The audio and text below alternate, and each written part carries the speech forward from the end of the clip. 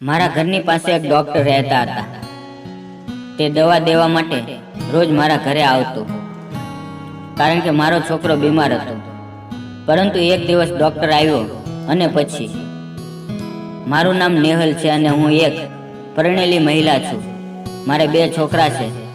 મારે 2 બાળક હોવા છતાં હું અત્યારે પણ 20 વર્ષની લાગુ છું. મારો રંગ એકદમ ગોરો છે, જે કોઈને પણ મારો દીવાનો બનાવી શકે છે. આ બનાવ મારા ઘરની પાસે રહેતા ડૉક્ટરની સાથે બન્યો હતો. આ વાત 1 વર્ષ પહેલાંની છે, જ્યારે મારા પતિ બહાર ગામ નોકરી કરતા હતા અને હું ભાવનગરની અંદર એક ફ્લેટમાં રહેતી હતી, જે મારા પતિને કંપનીએ આપ્યો હતો અને તે શહેરથી થોડોક બહાર હતો.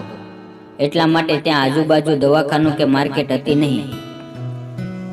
મારા નાના છોકરાની તબિયત સારી રહેતી નહોતી. તેને રોજ એક ઇન્જેક્શન દેવું પડતું હતું, પરંતુ આજુબાજુ કોઈ ક્લિનિક કે દવાખાનું હતું નહીં. મારે તેને લઈને ઘણા દૂર સુધી જવું પડતું અને તેને લઈ જવામાં ખૂબ જ તકલીફ થતી હતી, કારણ કે જવા આવવામાં પેટ્રોલ અને સમય બંને ખરાબ થતા હતા. નાનો છોકરો બીમાર હતો, પરંતુ મોટા છોકરાને તેનો ચેપ ન લાગે એટલે મોટા છોકરાને મેં તેના મામાના ઘરે મોકલી દીધો. અત્યારે ઘરમાં હું અને મારો નાનો છોકરો હતો. તેની બીમારીના ઈલાજમાં એટલો ખર્ચ નહોતો થતો જેટલો તેને લાવવા લઈ જવામાં થતો હતો. હું ખૂબ જ પરેશાન થવા લાગી કે હવે શું કરવું. તો મારી સહેલીએ મને જણાવ્યું કે બાજુની બિલ્ડિંગમાં એક ડૉક્ટર રહે છે. મેં તેમની સાથે વાત કરી. તે જ્યારે પોતાના ક્લિનિક પર જાય ત્યારે મારા છોકરાને ઇન્જેક્શન આપતા જાય. તે કાંઈ પણ ફી લીધા વગર કામ કરવા માટે તૈયાર થઈ ગયા. તેની વાત સાંભળીને હું ખૂબ જ ખુશ થઈ ગઈ. મેં મારા છોકરાને કહ્યું કે કાલે ડૉક્ટર 11 વાગે ઇન્જેક્શન આપવા માટે આવશે. બીજે દિવસે સવારે મેં ઘરનું બધું જ કામ ઝડપથી પૂરું કર્યું અને મેં ડૉક્ટરને ફોન લગાડ્યો કે સાહેબ, તમે ક્લિનિક ઉપર જાઓ તે પહેલાં ઘરે આવીને જજો. તો તેણે કહ્યું, હા, મને યાદ છે. વાતમાં મને ખબર પડી કે તેનું નામ કલ્પેશ હતું. લગભગ 11 વાગે દરવાજાની ડોરબેલ વાગી. મેં કહ્યું, કોણ છે? તો બહારથી અવાજ આવ્યો, હું ડૉક્ટર છું અને હું તમારા છોકરાને ઇન્જેક્શન આપવા માટે આવ્યો છું. જ્યારે મેં દરવાજો ખોલ્યો, હું તેને એક નજરે જોતી જ રહી ગઈ. તે ખૂબ જ સ્માર્ટ લાગી રહ્યા હતા અને દેખાવ પણ ખૂબ જ સુંદર હતો. અને તે ગોરો આદમી મારી સામે ઊભો હતો. તેણે ક્લીન શેવ કરેલું હતું.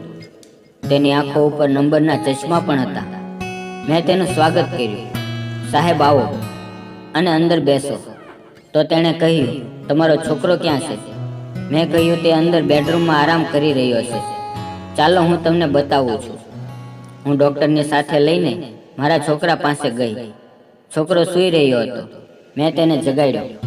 ડૉક્ટર સાહેબે મારા છોકરાને જોયો અને તેણે શાંતિથી ઇન્જેક્શન આપી દીધું. મેં કહ્યું, સાહેબ, તમે તેને ચેકઅપ પણ કરી લેજો. ત્યાં સુધીમાં હું તમારા માટે ચા બનાવીને લાવું છું. સાહેબે કહ્યું, હા, તે સારું છે. હું એટલું કહીને રસોડા તરફ જવા લાગી. ચા બનાવતા હું ડૉક્ટર વિશે વિચારવા લાગી. મેં હજી સુધી આટલો સ્માર્ટ યુવાન જોયો ન હતો, અને તે પણ પાછો ડૉક્ટર. હું તેની તરફ આકર્ષાઈ રહી હતી, કારણ કે મારા પતિ થોડા કાળા હતા અને એટલો સુંદર ડૉક્ટર મેં પહેલી વાર જોયો હતો. જો તમને સાચું કહું તો તેને જોઈને મારું દિલ જોરથી ધડકી રહ્યું હતું. હું ચા બનાવીને ડૉક્ટર પાસે ગઈ. મેં તે ચાનો કપ આપ્યો ત્યારે મારા હાથ તેના હાથ સાથે ટચ થઈ ગયા. મારું દિલ વધુ જોરથી ધડકવા લાગ્યું. તેણે ચા પીધી, છોકરાને જોયો અને જતા રહ્યા. મેં કહ્યું, સાહેબ, કેટલા પૈસા થયા? ડૉક્ટરે કહ્યું, 0, કોઈ ફી નહીં. મેં તેનો ધન્યવાદ કર્યો. હવે ડૉક્ટર લગાતાર 4-5 દિવસ મારા છોકરાને ફ્રીમાં ઈલાજ કરવા આવવાના હતા. તેના હાથમાં જાદુ હતો, કારણ કે તેના ઈલાજથી મારો છોકરો પહેલાં કરતાં ખૂબ સારો થઈ રહ્યો હતો અને તે ડૉક્ટર સાથે મિત્ર પણ બની ગયો હતો. ધીરે ધીરે તેની અને ડૉક્ટરની દોસ્તી જામી પડી હતી. જ્યારે સાહેબ મારી આંખોમાં જોતા ત્યારે મને એવું લાગતું કે તે મને કશું કહેવા માંગે છે, પરંતુ તે મને કાંઈ કહી શકતા નથી. એક બીજી વાત પણ હતી કે તે ઘરે ત્યારે જ આવતા જ્યારે હું ઘરે એકલી હોઉં. મને લાગતું હતું કે તે જાણી જોઈને આવું કરતા હતા. અને છેલ્લે તેણે એક દિવસ પોતાના દિલની વાત મને બતાવી પણ દીધી. આજે પણ તે રોજની જેમ મારા છોકરાને જોવા માટે ચેકઅપ કરવા માટે આવ્યા હતા. ચેકઅપ પછી મેં તેને ચા આપી. ચા પીતા પીતા તેણે કહ્યું, જો તમે મને રજા આપો તો હું તમને કંઈક કહેવા માંગુ છું. મેં પણ હસતા હસતા કહ્યું કે હા કહો ડૉક્ટર સાહેબ, શું વાત હતી? શું કોઈ દવા પૂરી થઈ ગઈ છે? હું મનમાં ને મનમાં રાજી થતી હતી કે ડૉક્ટર શું વાત કરવાના છે, અને ઘરે પણ કોઈ નહોતું. ડૉક્ટરે કહ્યું, જાણે વાત એમ છે કે હું તમને ખૂબ જ પસંદ કરું છું. તમે ખૂબ જ સુંદર છો. મેં આખા શહેરમાં તમારા જેવી ખૂબસૂરત મહિલા જોઈ નથી. મને લાગે છે કે મને તમારી સાથે પ્રેમ થઈ ગયો છે.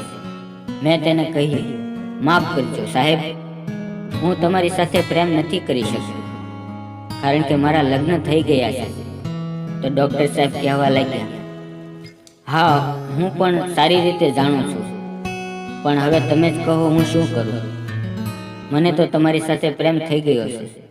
હું પણ મારા દિલના હાથે મજબૂર છું, અને હું કરું તો પણ શું કરું? મેં તેને કહ્યું, તમે બેસો, હું તમારા માટે ફરી એકવાર ચા લઈને આવું છું. એમ કહીને હું ચા બનાવવા માટે રસોડા તરફ જવા લાગી. હું હેરાન થઈ ગઈ કારણ કે ડૉક્ટર સાહેબ મારી પાછળ રસોડામાં પણ આવી ગયા અને કહ્યું, તમે મારી વાતનો જવાબ કેમ નથી આપતા? પ્લીઝ તમે મારી વાતનું ખોટું ના લગાડતા. અને તે સત્ય છે કે હું તમને પ્રેમ કરવા લાગ્યો છું. તમે મને ખૂબ જ સારા લાગો છો. તે મારી પાછળ ઊભા ઊભા વાત કરી રહ્યા હતા. અત્યારે પણ મારું દિલ જોર જોરથી ધક ધક કરી રહ્યું હતું. એક તો તે જોવામાં પણ ખૂબ જ સુંદર હતા અને હેન્ડસમ પણ હતા, અને ઉપરથી તે ખૂબ જ મીઠું મીઠું બોલી રહ્યા હતા. કોઈ પણ તેને વાતમાં ના પાડી શકે તેવી જગ્યા જ નહોતી.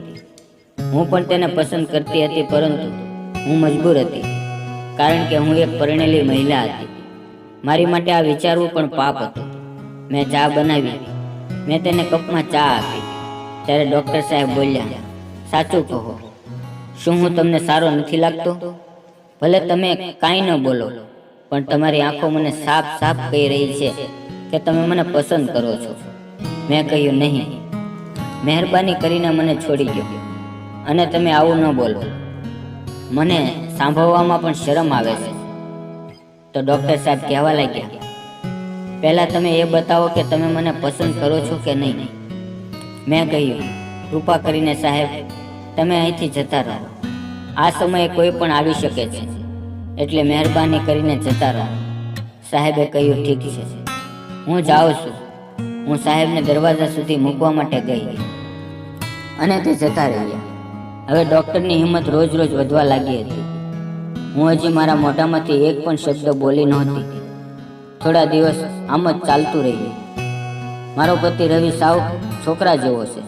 તે રોજ રાતે થાકનું બહાનું કરીને સૂઈ જાય છે. મારી સાથે તો તેણે કોઈ પણ પ્રકારનો મતલબ જ ન હતો. એક દિવસ રોજની જેમ ડૉક્ટર સાહેબ ઘરે આવ્યા અને મારા છોકરાને ઇન્જેક્શન આપીને મારી પાસે બેસી ગયા. ઘણા દિવસો સુધી આમ જ ચાલતું રહ્યું. મારા પતિને આવી કાંઈ ખબર નહોતી. એક દિવસ હું અને ડૉક્ટર બસ એમ જ બેસીને વાતો કરી રહ્યા હતા. ત્યાં અચાનક મારા પતિ ઘરે આવી ગયા. તે ડૉક્ટરને જોઈને એકદમ હેરાન થઈ ગયા અને તે કહેવા લાગ્યા કે ડૉક્ટર, આ સમયે તમે મારા ઘરે શું કરો છો? તમે તો રોજ સવારે ઇન્જેક્શન દઈને જતા રહો છો. મારા પતિને મારી ઉપર શક થવા લાગ્યો. હું ખૂબ જ ડરી ગઈ હતી. ડૉક્ટર અત્યારે જતા રહ્યા હતા. મારા પતિ મને કહેવા લાગ્યા કે મને તારી પાસે આ ઉમ્મીદ નહોતી. હું માફી માંગવા લાગી. મેં કહ્યું કે હવે આવું નહીં થાય, પરંતુ તેણે મને માફ ન કરી. તેણે મને ઘરેથી કાઢી મૂકી.